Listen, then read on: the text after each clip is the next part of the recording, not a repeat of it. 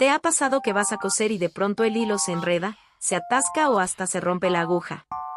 A mí también me pasó, y pensaba que la máquina estaba fallando.